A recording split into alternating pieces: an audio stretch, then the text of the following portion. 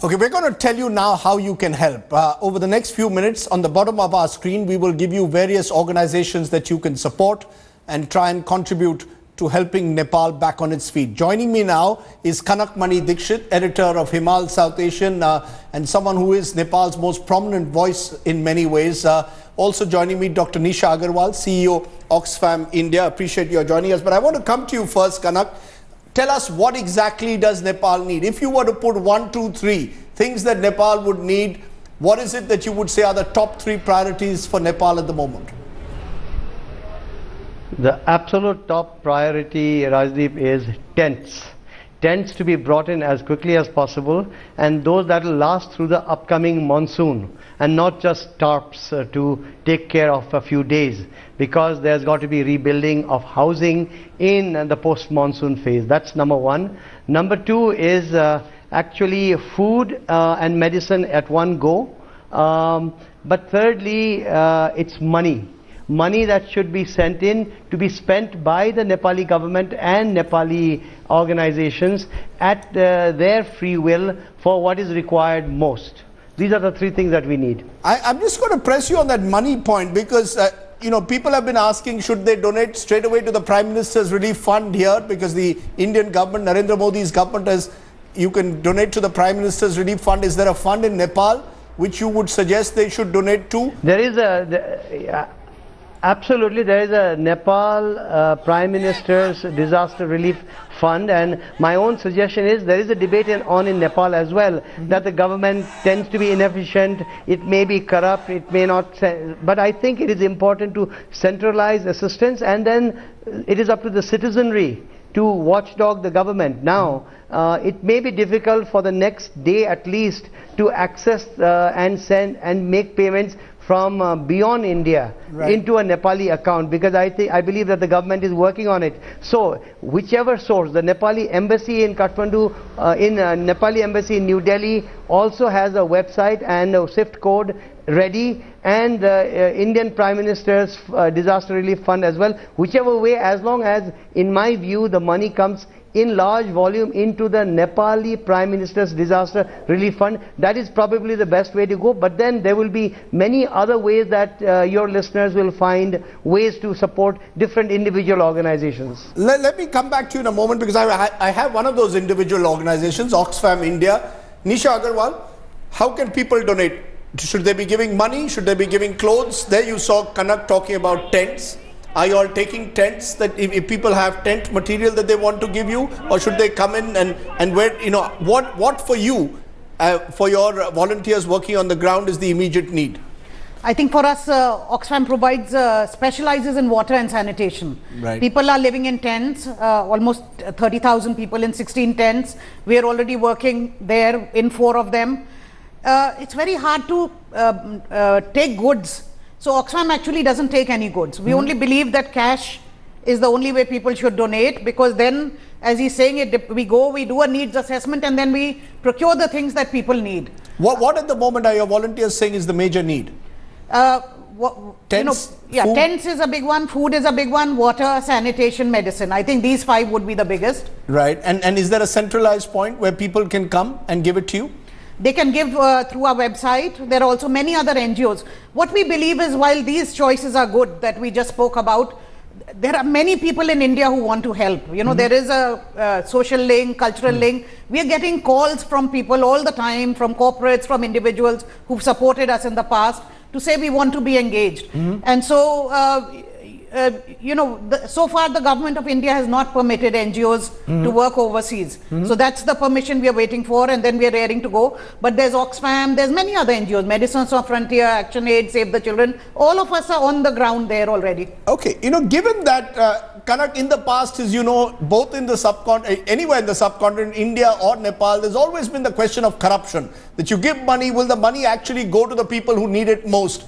Is your sense that this disaster, in a sense, will force Nepal's politicians to recognize that the money that goes to the Nepal Prime Minister's Relief Fund will actually go to the people? If an Indian donates to our Prime Minister's Fund, which then comes to your Prime Minister's Fund, will the money go to the people? Are you confident that people have realized you can't make money out of an earthquake? I can tell you that the Nepali people have become quite alert to the possibilities of corruption and confusion and also inefficiencies. As a result, I am quite confident that we can watchdog this government.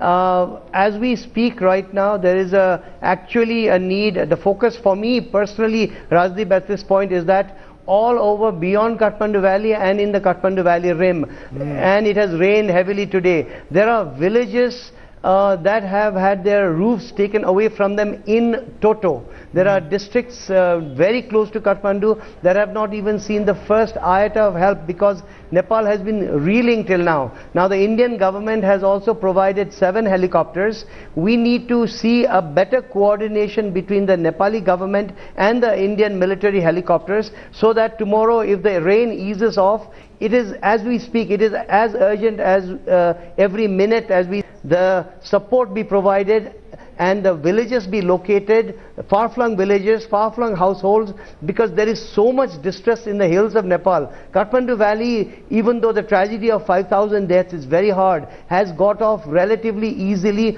for what we had been told to expect of tens of thousands of deaths. Right. Fortunately, and thank God, that hasn't happened, even though it's bad enough. So I believe that we must really focus in Kathmandu Valley on the rim and the inner city, but also the outer limits of our habitations in the mountains of central and east Nepal. Is that your worry, therefore?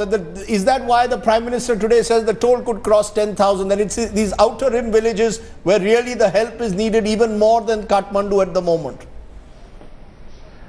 At least Kathmandu, there is a show of concern. People, as they are suffering, they know there is some show of concern. They also watch media, they listen to the radio. But in these faraway villages where actually, unlike what the minister before me said, I think we are still in rescue mode.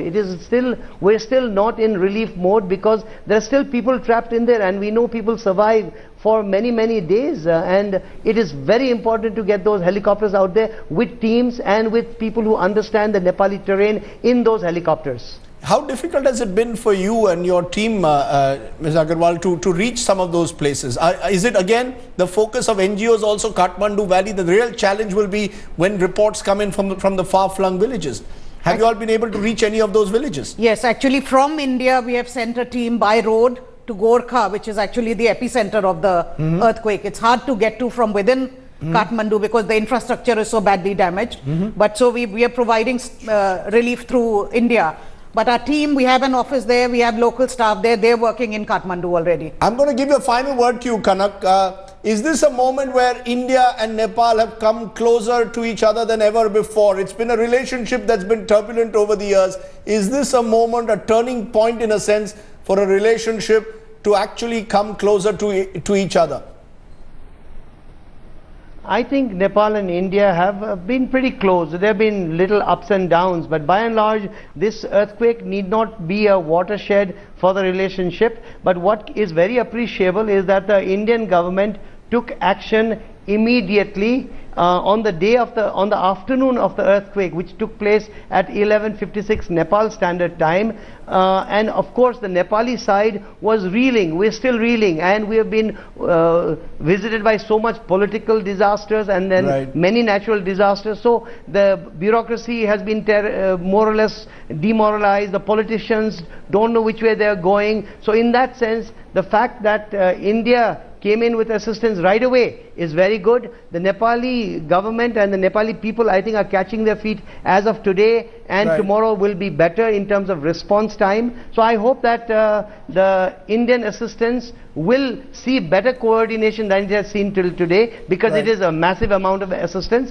and let's hope in the days ahead the Nepali people on the ground will receive that assistance. That's the key. The assistance must be received by those who need them most. Kanak Mani Dikshit, as always, a pleasure talking to you. I know it's difficult times, but it's good to get that clear voice from Nepal to tell the people of India what Nepal really needs. Thanks very much for joining us. Thank you very much.